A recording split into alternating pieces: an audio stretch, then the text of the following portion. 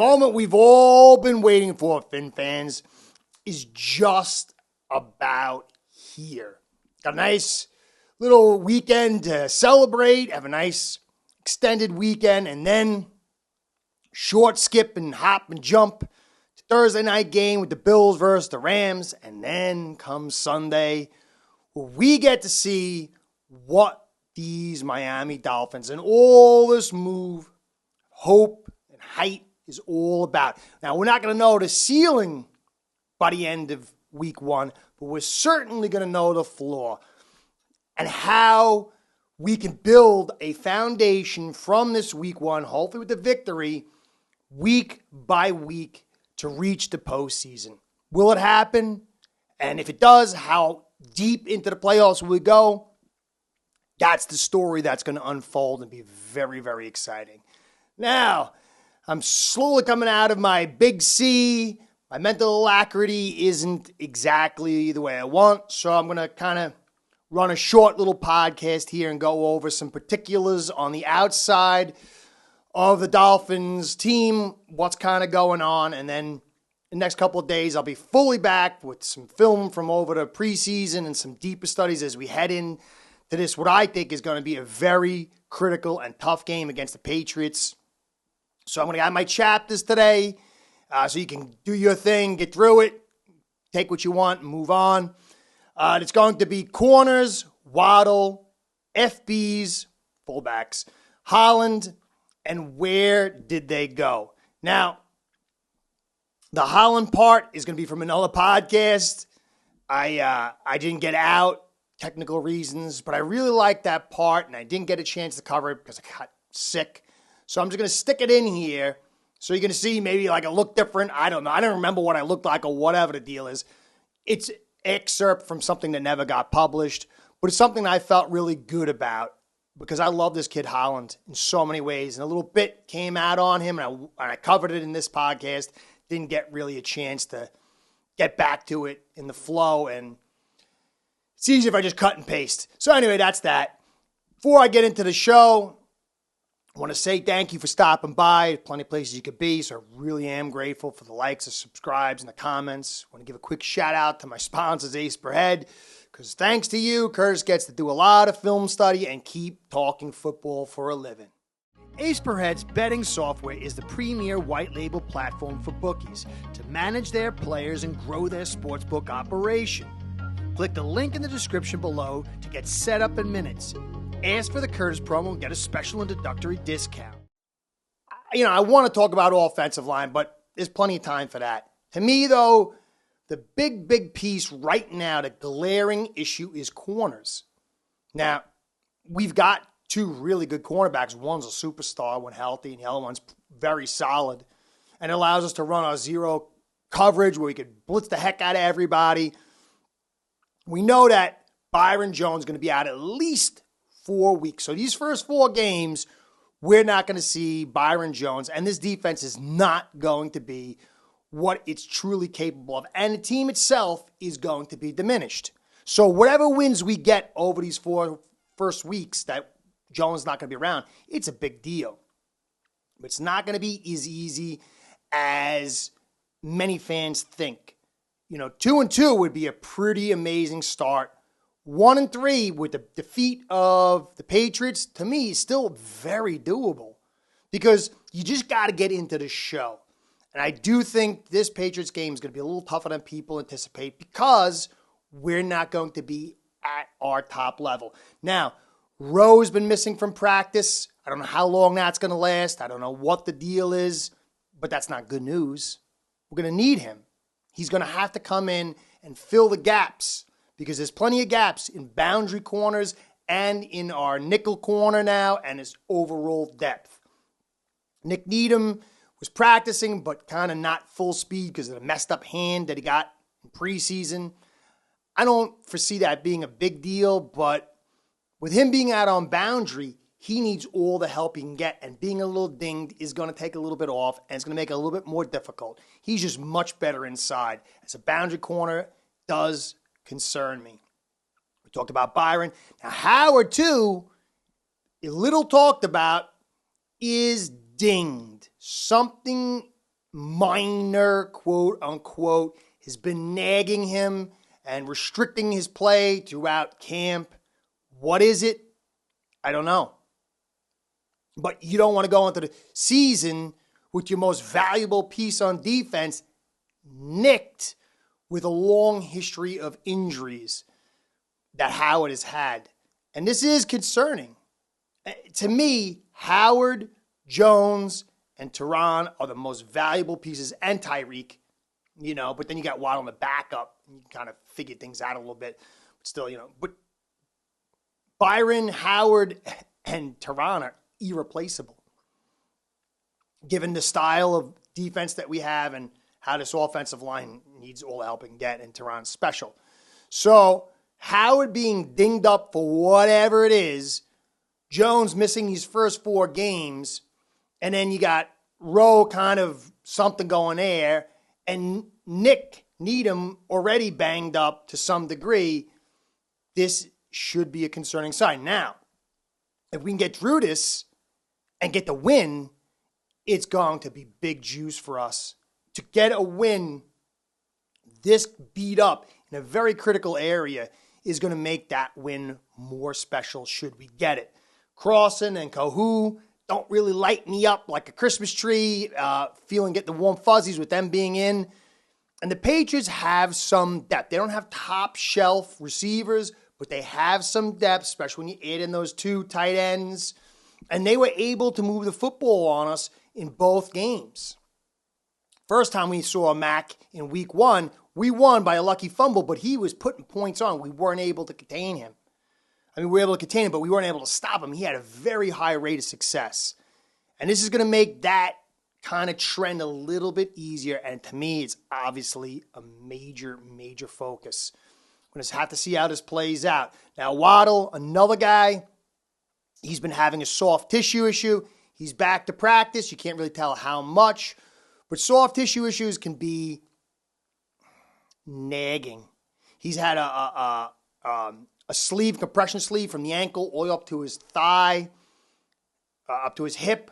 So that means it's probably, I don't think it's a calf, probably a hamstring, maybe a quad. Quad and hamstrings could be notoriously hard to get rid of through a season. They just kind of keep lingering. And this would be bad news for us. Good news is that you got Hill and you can kind of ease Waddle in. He's not going to have to be pressed to service like he's the only guy. There's, you have other people around that can kind of fill that gap to ease him through. But still, this is not a great sign. Hamstrings especially are real. I've had them, man. They, you think you're gone, they're gone, and all of a sudden, boom, they pop right back up again. So we got to cross the fingers on this. Now, fullbacks. Somebody, a couple people, David and somebody else, I meant to write the name down, I just forgot, brought up a really good point. Like I had said, we don't have any big backs to get that short yardage power runs. And well, what about the fullback? And to a certain extent, that's a great point.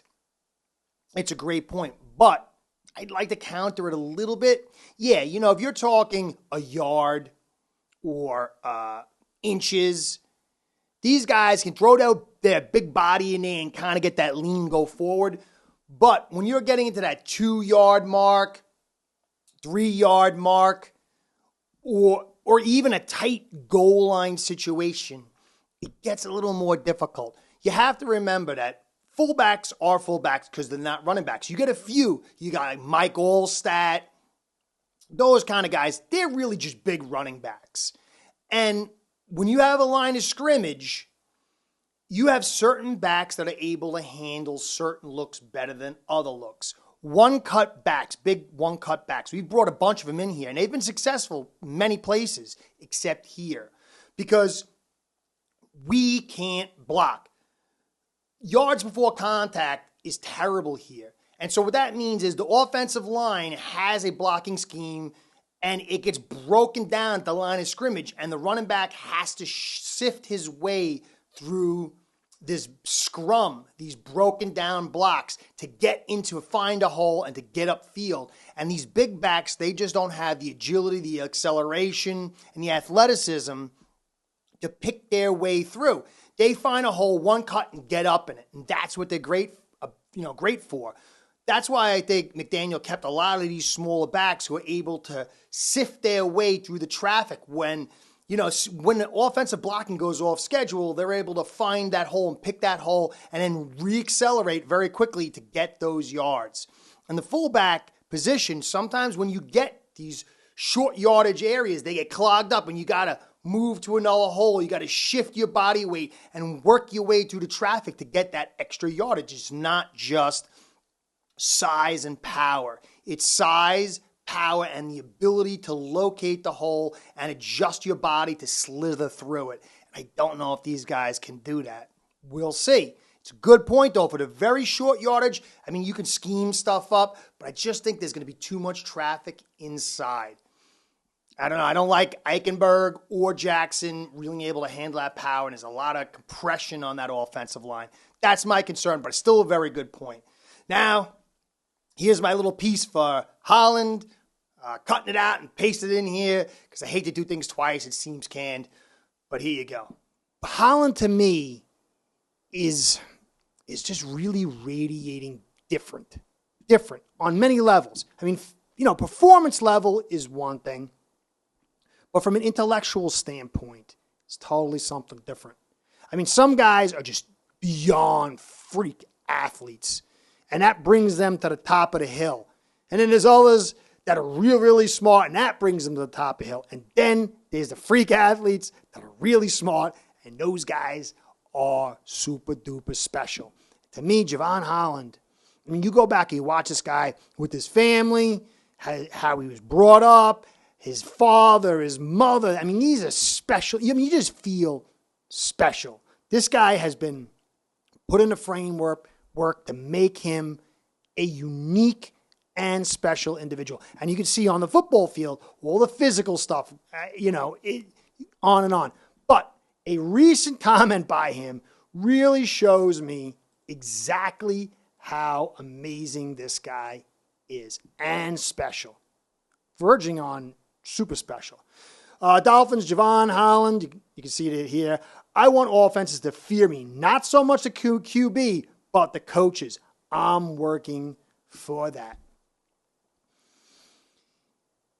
In life, you take perspectives. A lot of times we get caught up in the nuance and the minutia, and this is good. It's important. But if you don't take the macro view on things, you miss a lot of opportunities and you lose the ability to see the things in long-range development, including your own life. So you need to dial in on the micro and the macro. And this take by Javon Holland, understanding the quarterback is the general on the field of the offense, but even at a higher level is the coordinators. And if you can begin influencing the coordinators, the coaches, now you're already influencing the offense before they even get on the field. And then there's the sub-influence of the quarterback and the receivers. And he's taking this high-end macro view. Obviously, we know he takes the micro view. And this brilliant approach is the sign of a great tactician. Speak of the art of war all the time. Art of war is totally a macro view on combat. Now, obviously, you need the minutia in that area as well. But the macro is the first level of a great general to really focus on, and then he dials into the sub. Because if you don't master the macro, then the micro can ultimately be compromised by the macro. And so Javon Holland is looking better and better, folks. This is a very wise and brilliant man who's been set up to be special. All right, Holland's my guy, man. I'm telling you, I feel so good about this dude. I really, really do on every level. Very, very grateful to have him on the team, and I'm looking forward to see what this kid can do. So I hope you enjoyed that little bit there. Now, where did they go? Just like to keep tabs on players. Some of these players we're going to meet again this year, and I always find it interesting to watch where they go, to kind of help determine, well, how did we handle them, and was it smart for us to cut us?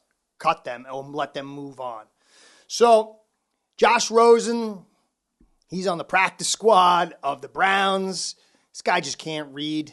He's got slow progressions. He goes through plays very slowly. And I think, second round pick on him, I guess you had to take the chance, but it was really bad evaling on our part. So he's a practice squad play, which is amazing. These practice squads are gaining in prominence. You're looking like Duke Johnson's on the Bills practice squad. So you're seeing some pretty quality players or high-end players still in the league, but in this practice squad. Practice squads are taking a much higher prominence than they have in the past, which is really interesting. I like how things develop and change. Now, Bowden Jr., he's with the Pats on their practice squad. I don't like that. I think this kid's got talent. I don't think it's much of like trying to pick his brain to get an edge. I think they pretty much know what our team is, and I don't think he's going to really bring much offerings as far as secret info and intel. But I do like this kid. I think he can play, and I don't like him on the Patriots.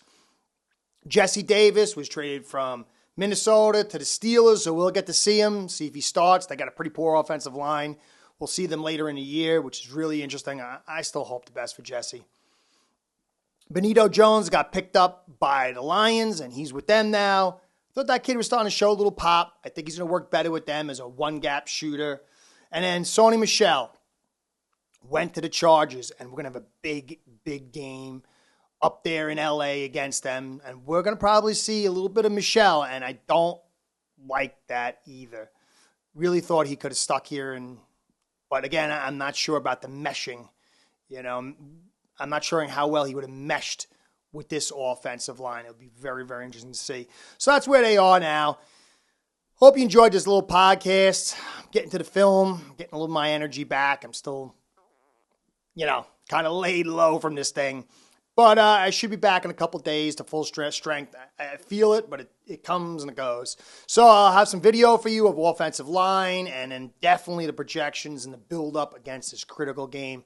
Guys, don't sleep on this game. I'm telling you, I hope all you fans that they're like, we got them. They're going to blow the doors off them are totally right.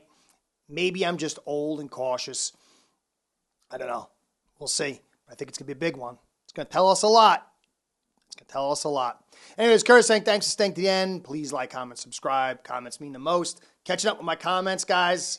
Again, it's energy. I'm trying to find it. Old guy is trying to find his energy. All right, Curtis saying catch you next time. Be well and go Phins. Start building your own online sportsbook today by getting signed up with aceBread.com service that'll allow you to book action on sports from all around the world.